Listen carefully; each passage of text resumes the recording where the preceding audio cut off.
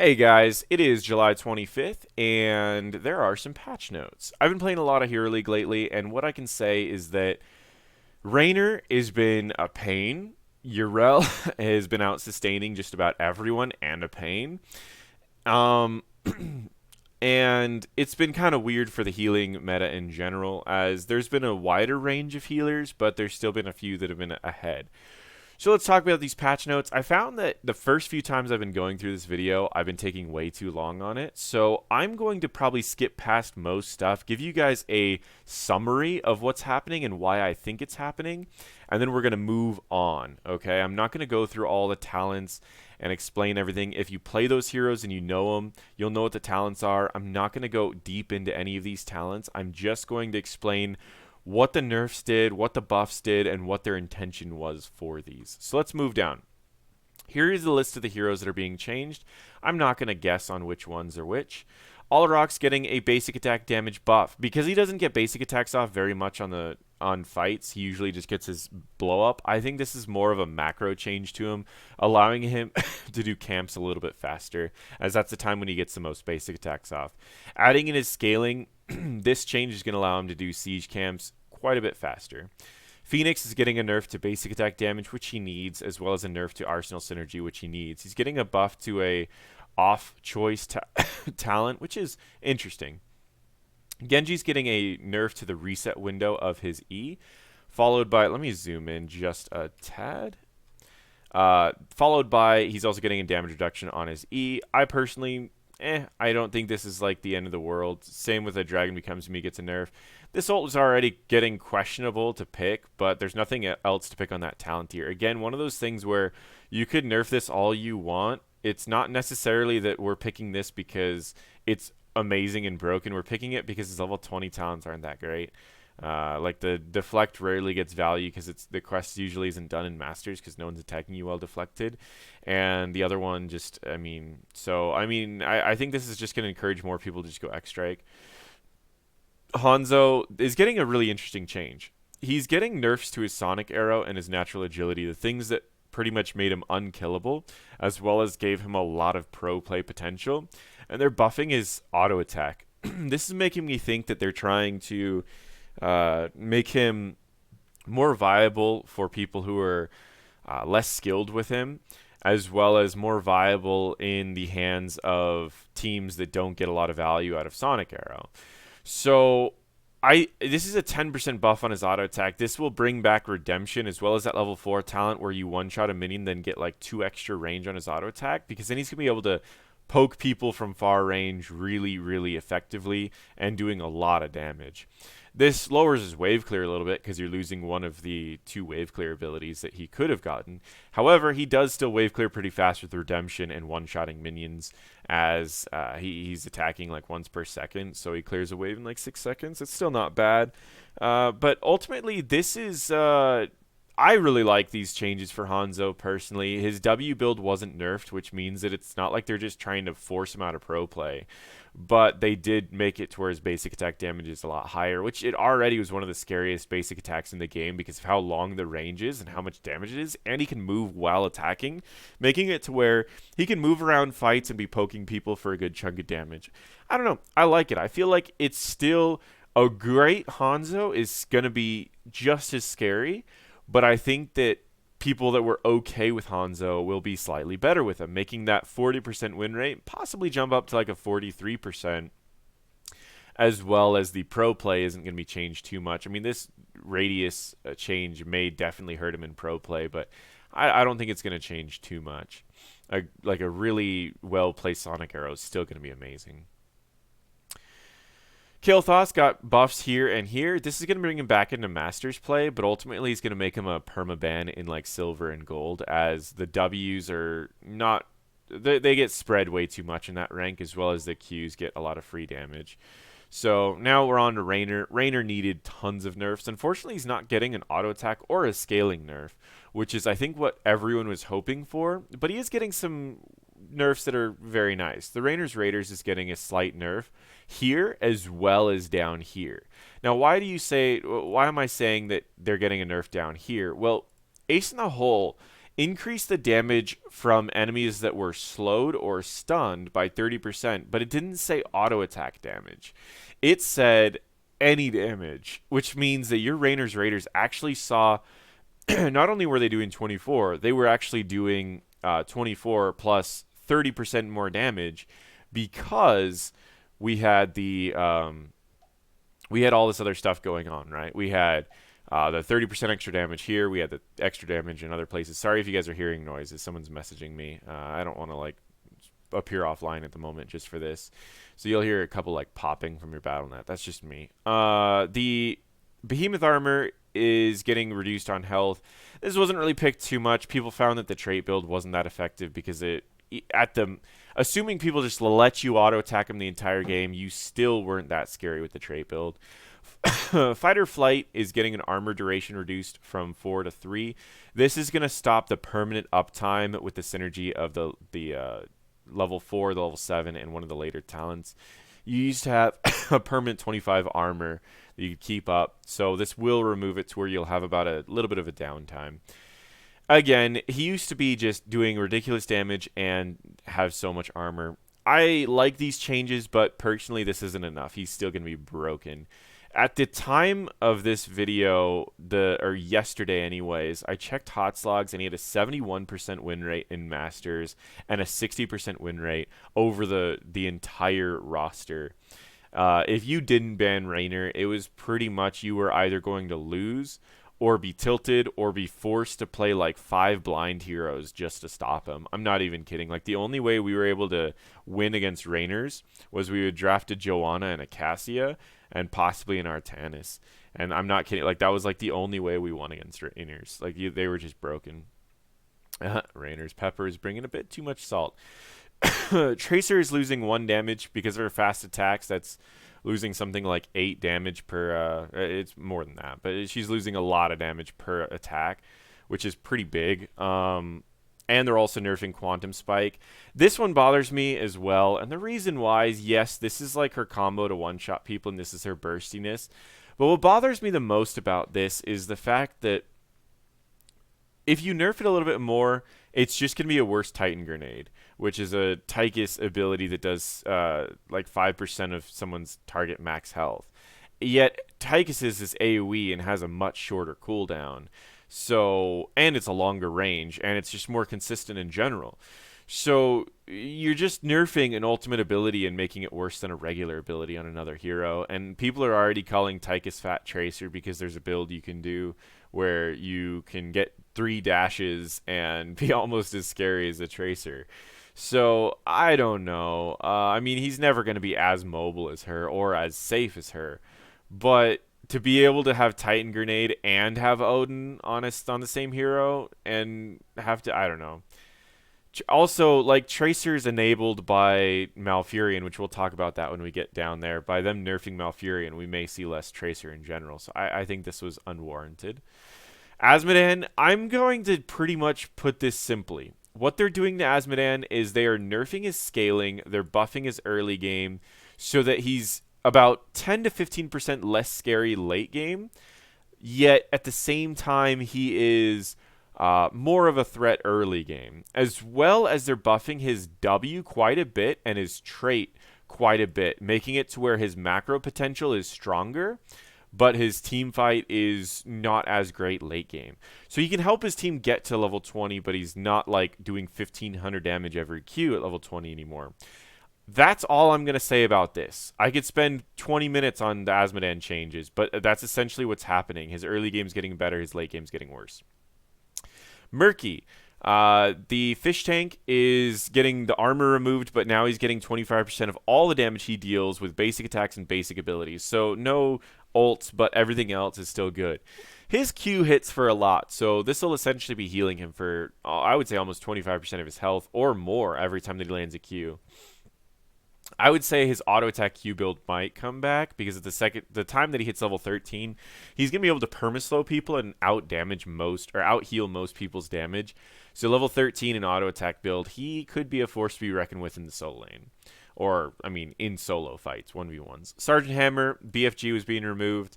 BFG is the damage to structures being removed, which means that orbital on really BFG in general on ARAMs could be gone. Orbital is going to lose a lot of its power spike at level 20, as Orbital used to put the enemy team on a timer because you could just take out all the enemy structures, all their keeps, in a very short amount of time.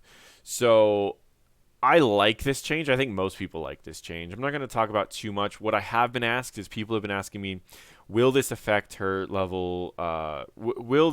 Is there any reason to pick Orbital? Like BFG is still a lot of burst, but is there any reason to pick Orbital now that it doesn't do this? And I guess the idea is it depends on the map. If you're on an objective where people have to stay there for a long time, like maybe Volskaya, I still think it has some potential. It's a giant AoE that does 700 damage, and it could force people out of areas where you need them to be. But overall, I think that her other options may be better. I mean, getting 40% more attack speed while Siege is incredibly strong. Deckard, he's getting a heal nerf as well as an Ancient Blessings nerf. I actually disagree with this one. They're trying to make this not the only pick talent, but the problem with it is, like, it's the only thing that gives Deckard wave clear. It's the only thing that gives him guaranteed healing in fights, in chaotic fights. So I don't like that they're nerfing this. I'm okay with them nerfing healing to lower his win rate, but I don't like the fact that they're nerfing this. It's just so much utility that he just needs. It's just something that he absolutely needs. So I don't know, and it's one of the favorite talents for so many people. No one really liked the other talents. They're okay, but it's like having to throw out potions for them to sit there for then people to want to pick them up, or throwing potions to do like a small AoE heal. Like, neither of those were fun or interactive. This is a fun and interactive talent. With them nerfing it, it's just making me not want to play Deckard. It's not so much that it's making his win rate even. It's just that it's making me not want to play him. Malfurion changes are huge. He's removing Ice Block, which is like his main survival. You need to understand something about Malfurion is he needs to get kind of close to people, to the enemies, to heal his team because he has to land Ws, which means that now when he gets close to the enemy team to land a W, he's going to likely be followed up by a lot of stuns and CCs, which means that he's dead. Normally, if someone like a ETC were to slide or do anything to you, you could ice block the stun, and then your team could kill the ETC while you're in ice block. Or if someone, I mean, there's so many situations where ice block could save you. Seeing as that's gone, they figured that, oh, if they gave you a rejuve talent that gives you 5 health per second for every active regrowth, but that's not that much. Like, I mean, it's okay, but it's really not that much. So I just don't know. I don't know if this compensates for what they did. I think I'm going to be doing a different build on him completely. They moved Nature's Swiftness, the thing that made you move really fast, down to 13. So they're like, oh, well, you can't ice block, but you can move like faster than a Rhaegar in wolf form while moving around. But it's like, that's just not that. I mean, that doesn't save you from any stuns, I guess is what I'm trying to say. So a lot of times I found like people would blow like an arrow just to kill like the healer, like so you could fight without a healer. And now Malfurion doesn't have that safety net, and he wasn't ever really that strong. Again, like there comes my problem again, where he's not that strong of a healer right now. He just has a lot of utility. So if they're gonna remove his utility, they need to buff his healing. I don't know. I kind of disagree with that. It's like they're just trying to, instead of like, same problem with healers again. There's 2 healers that are shining above everyone. Instead of them like looking at the other healers, they're just nerfing everyone. So after these 2 get nerfed, we're gonna see Rhaegar and Alexstrasza nerfs. There's my tilt for the day. Now let's move on. Artanis is getting a lot of changes. He's getting his mana costs adjusted a little bit so that I mean, it's a small change, but it'll add up a lot. Seeing as he didn't have the biggest mana problems, but now he's gonna have a little bit less. Again, I'm not going to cover all of this. What I will say is that they are changing around a lot of his talents. What I recommend is, I'm going to link this in the description. If you're an Artanis player, check this out. They're just changing a lot of off-meta talents, and they're giving them new stuff. Meaning that you may want to just look at this if you like playing Artanis. There's no easy way for me to summarize anything of what they're doing to him because they're just making so many changes. New functionality on his E makes it to where he gains 15 armor. So now if he does a big swap, he's tankier. That's pretty cool. But Level 4, I mean, you're not losing too much. It's just tanking talents. And they're making the shield batter, they're just buffing it. Everyone was kind of picking the one that was the big shield at low health. Now there's other options. I personally like this option because whenever you swap, you're pretty much, if you do a big swap, you're trading kills. If you do a small swap, you get a kill. So now you can do a big swap and possibly not trade kills because you have extra armor and people won't want to attack you for 3 seconds, so you might be able to get out. The level 13 talents, they are just, again, they're changing some things, adjusted the functionality. So while he has his shields, he gains 50 spell armor. The armor lasts for 2 seconds after this already was a broken talent. I'm calling it now. This is going to get nerfed now. Yeah, why I say this is a broken talent is because when you synergize this with other talents that affected your trait, you could have the spell armor up for a long time, and you were unkillable against like mage comps. So it was even picked outside of mage comps too, because you had blinds for the physical damage, and you had spell armor. Sorry for the cough, dear guys. Let me get a drink of water.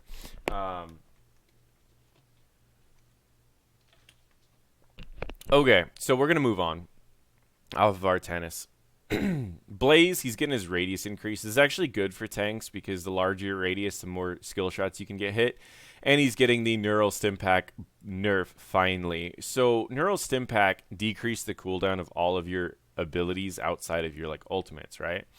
Well, now it only reduces the cooldown of basic abilities. What that means is, I don't think it decreased the cooldown of ultimates before, but if it did, it doesn't anymore. But it used to decrease the cooldown of itself. So it had a 40-second cooldown. You'd activate it and reduce its own cooldown, making it to where you not only increase or decrease your basic abilities cooldowns, but you're also decreasing the cooldown of this. It's a decent-sized nerf, but personally, it wasn't the must-pick talent, so I don't think it's going to be the must-pick. I don't think it's going to change that much. If you like the talent, it's still going to do what it does before, just not as strong as it was. Surging Dash no longer grants Cho Unstoppable. I don't know what it does now. I don't even remember what it used to do. Diablo, the slow amount per tick of Lightning Breath has been reduced and the maximum slow has been reduced. It's a good change. It's a strong ult if it was comboed with other people's abilities, but now it's less of a strong ult when comboed by itself. So I think it's good. Then you have Yrel. Yrel's getting a lot of changes. Effectively, they're reducing her auto attack build, which was her strongest build. They're making it to where she heals less. This is 20 less healing every time she auto attacks. As they're buffing her freedom, which is nice. I don't think it was really like that competitive of a tier for them to need to buff it, but whatever.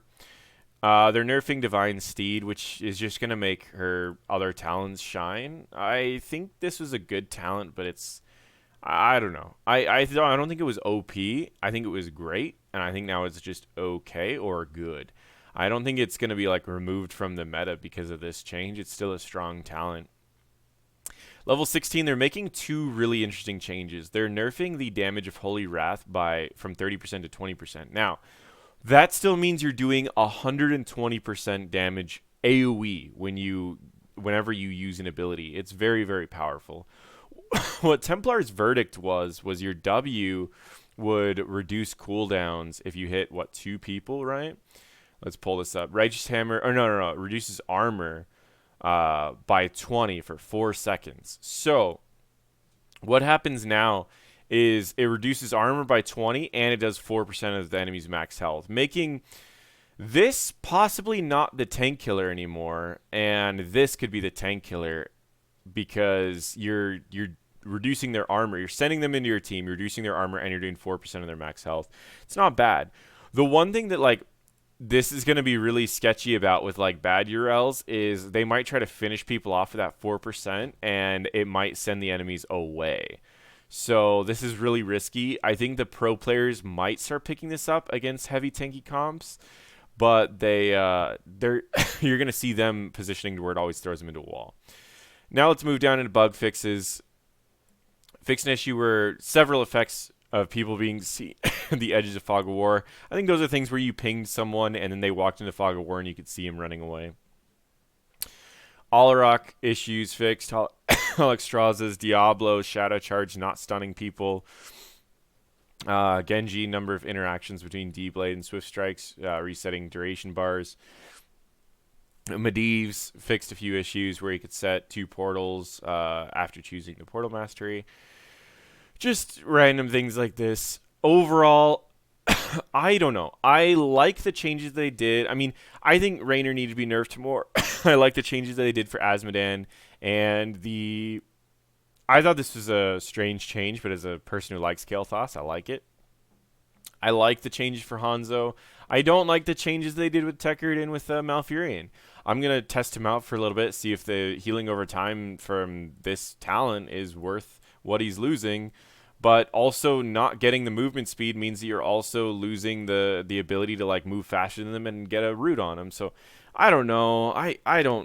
I'm not sure what these did for anyone. I just don't know what to think of a lot of these changes. But there you go, guys. That is the those are the patch notes. I like that they fixed some of the OP heroes, but I don't know, they're questionable. I will link this in the description below as well as in the comments below. Thank you.